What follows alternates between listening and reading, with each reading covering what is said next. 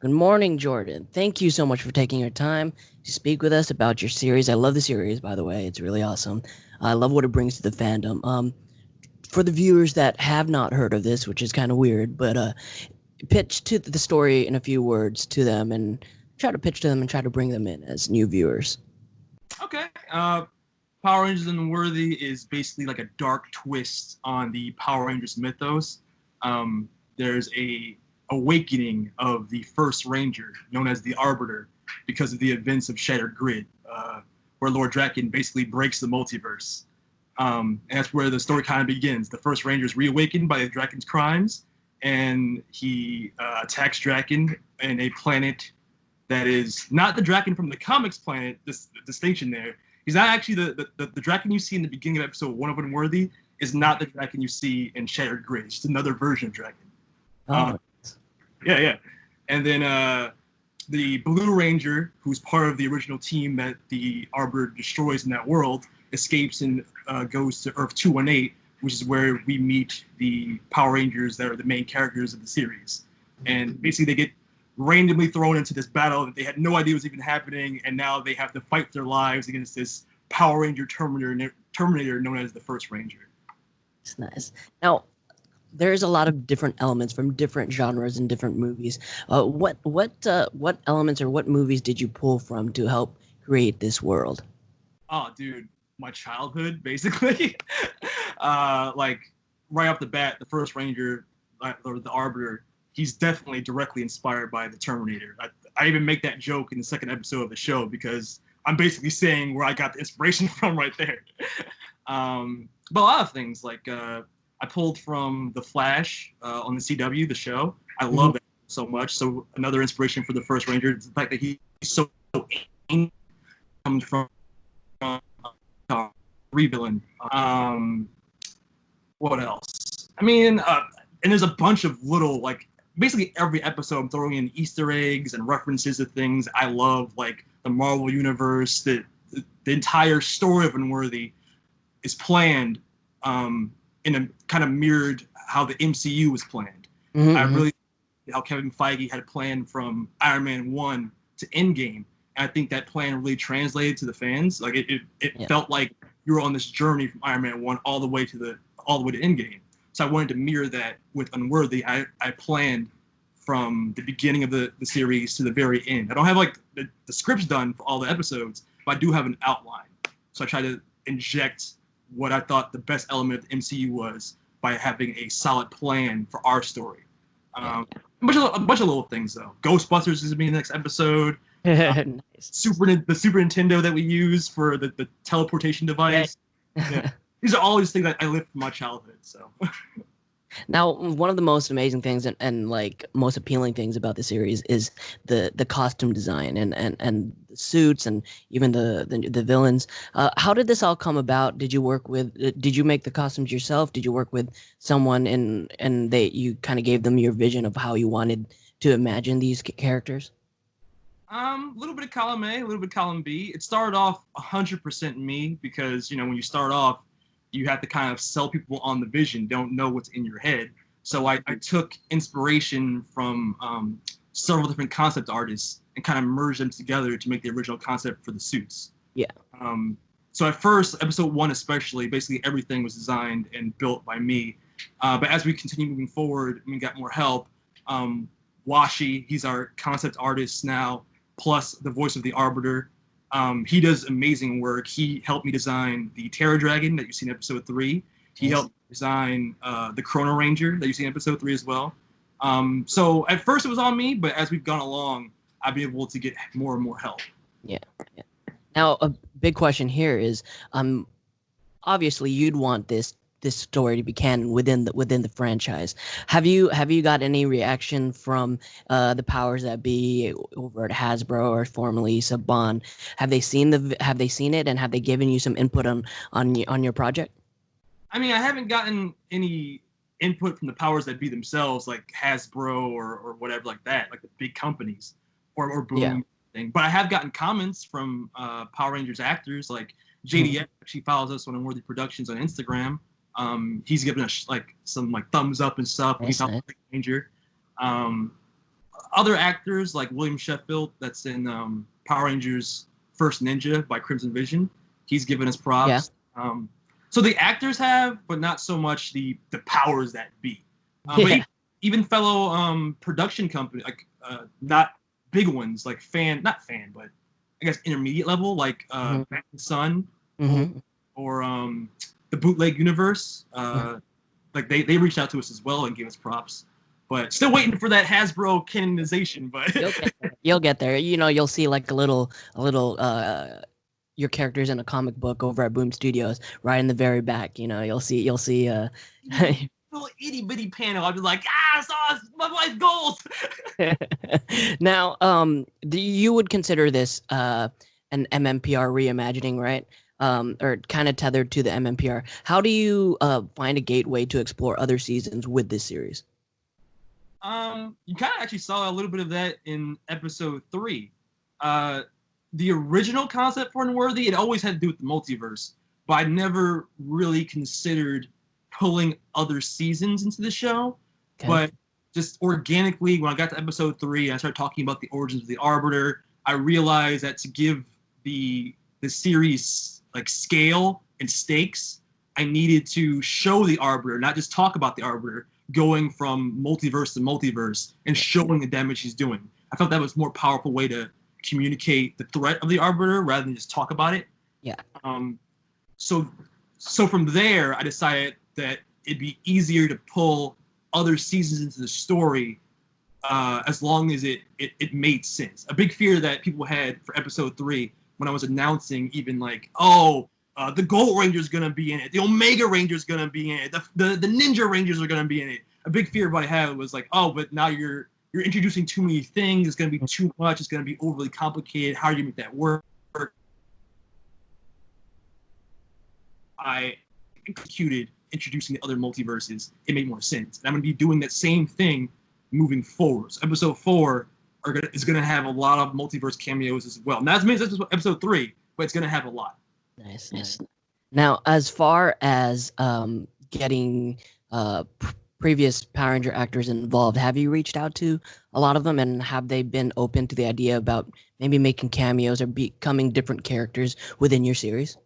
Oh, dude, I wish. See, the problem is we're New Jersey, New York based, so we're on the East Coast, and most of the Hollywood actors that work on Power Rangers are all in California. So just right there, the location becomes a big issue with collaborations. So anything off the bat have to be something like on location, like something that they could send in, like a video recording or something. I would love that.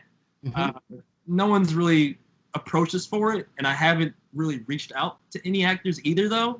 But because I fear rejection, I'm like, hey, can you be in it? Like, nah. I'm like, actually, that's not true. I take it back. I did reach out to David Fielding, the voice actor for Jourdan, for episode 3. But if you notice in episode 3, the voice actor for Jourdan is not David Fielding. It's Epic Voice Guy. It's because, unfortunately, he wasn't able to do it because he, it's the legal issues of having SAG actors portray those same characters and other things. So I didn't want to have him go through the red tape of that. So I just like, all right, well, if you can't do it, it's fine. We'll just find someone else. And I hope you like it, though. And he was supportive of it, so he did give us a shout out and stuff like that. But yeah, I mean, what I've come to experience with a lot of the Ranger actors, it's really hit and miss. There's a lot of people, a lot of Rangers that are still very involved in the fandom that are very open to kind of amplifying or making the franchise bigger by participating in this. So it just takes time and reaching out to the right people. And but that's it. It'd be really cool to see a lot of them in your series, because I think that your series deserves more eyes on it because of how different it is from a lot of other fan films. On that, with anything that anybody puts out for the fandom, especially for this fandom, with a lot of positive reactions to it, there comes some negative reactions. How do you combat these, and how do you not allow it to derail your main goal? Oh man. Ooh. It's interesting because I like George R.R. Martin's mentality towards it. He stopped looking at comments because he said that it, as a writer, it becomes difficult when you feel like the audience is already putting together the pieces of your plot before you've gotten there. And then the issue becomes, if you see that they figured it out, like where it's going to go, what do you do then? Do you completely change the direction of the show or the thing you're working on, or do you stay the course? I try not, so to that end, I try not to let outside opinions or influences affect where the direction of the story will go, but I do take constructive criticism, and I do take the prevailing opinions on the internet to heart. So, for example, when the Green Ranger, our Green Ranger, was introduced, there's a giant section of the community that was super supportive of there being a female Tommy Oliver. If you read the comic, her name, there was major complaint was, how is there a girl named Tommy? Her name is Tommy Oliver, but her nickname is Tommy in the comic. And it's kind of explained there that her nickname comes from, she kicks so fast, she kicks as fast as a Tommy gun. So that's her nickname from Reefside High. But even though I had a big portion of the community that loved that character, there was another big backlash from inside the community that really wanted a male Tommy Oliver. Like, oh, like we don't want your agenda and our Power Rangers, even though there was no agenda. It's just they're just lesbians. I don't understand the issue. But so even though I don't agree with some of the reasoning why some of the fans might not like a female Tommy Oliver, because those voices were so loud and so numerous, I did take that into consideration moving forward. The plan was always to have Tommy ultimately either killed off or temporarily out of the picture. But given the situation, I decided, okay, well, I'm not going to change it and be like, all right, now let's kill her off and let's make our new Tommy a male. I'm not going to do that either. But what I did do was decide, okay, well, they didn't like a female Tommy. And as a fan of the male Tommy, I understand why you might want to see that version of the character you're so familiar with represented in this fan film. So I decided to placate the other side by purposefully pulling in more Tommy cameos. So in episode why there's more Green Rangers, there's more Drakons. I wanted to give fans that fix, the thing that they said they wanted. But I wanted to kind of give them both worlds. So, and even in episode 4, there's another Tommy cameo from another universe. Again, just because I want those fans to also, to be satisfied. I don't want them to walk away going like, oh, well, I really wanted to see your take on a cool male version of Tommy. So I would decide them both, So stuff like that. I don't want to completely ever bend to what the audience might want, but I do understand as a fan, there are certain things you would want to see in a Power Rangers adaptation on any level. So I try to at least incorporate those things as we go along. Nice. Now, as far as including more characters, including more characters from the universe, who's on the top of your list of characters throughout the franchise that you want to find a way to slip into the series and have it seem seamless? 2 villains I'm really looking forward to. Lord Zed, and we kind of teased it already in the show, episode 3, where Rocky talks about Lord Zed killing the previous Red Ranger, who's Jason. That is a video we plan to do in the future. And you reach out to Nerd Alert? Type in Nerd Alert? Nerd Alert Cosplay, I think. The guy that made the amazing Lord Zed costume. It's so good. If we can ever collaborate with him in the future, that'd be the perfect scenario. And Ivan Ooze. Ooh. Yeah. It's been a while since we've seen Ivan Ooze. That'd be very, very interesting. With the sad news that Power Morphicon was postponed, did you have plans that you wanted to do during Power Morphicon for Unworthy that you're putting off till next year?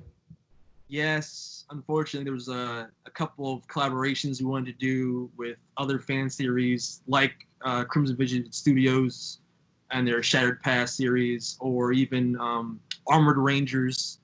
And we also wanted to, just meet the fans now that our series has gone beyond episode 1, see what they feel like, how they feel about it in person, because we haven't really had a chance to do that. Like ever since the last time we went to a con together was episode 1. So it'd be cool to see how opinions have changed or how people feel about the series now. And also, and this is, I don't know if I should say this, but I'll give you the exclusive. There was a big con event I wanted to put together for Unworthy, featuring other Power Ranger cosplayers. Think in-game, where on your left, I want to do something like that, but with Ranger fans. But so it's got to wait now, unfortunately. Darn you, Corona! Yeah, I mean it's definitely tough. Although there's a lot of things that are put on hold, but I think that now that you've given a little bit of this time to help refine the idea, forcefully being stuck at home, your creative side really flourishes in captivity, I think. And I think that I think that idea is great, and I think that when it does happen, it's going to be awesome. And I applaud you for trying to, being ambitious, trying to put that all together, dude. Thank you so much for taking the time. I know, you got to make more of this great series, and I'm super excited for it. I'm super excited for all the new characters that you got. If you ever have the need for an Alpha 5 voice, I got you, because I did that. My first Power MorphCon was 2014. I went as Alpha 5, and it was a blast. It was just a blast doing. Just the fandom is just. What's that? I want to hear a sample. All right, here you go. Right? That's good. All right. Don't you ever need Alpha 5, I'm tired. Well, thank you so much for joining us, and I hope that you have a good quarantine, and hopefully we'll get the next episode very, very soon. Great job on the series. Great job. Great hard work that you've been putting into the fandom, and we really appreciate. So thank you so much. Oh, dude, thank you so much. It's just been an honor to even have the fandom respond in the way that they have. And I can't wait to see what everybody thinks of the rest of the series. Because I'll just say right now, episode 4, if you thought the series has been crazy so far, woo! Episode 4, boy! I'm excited. Thank you.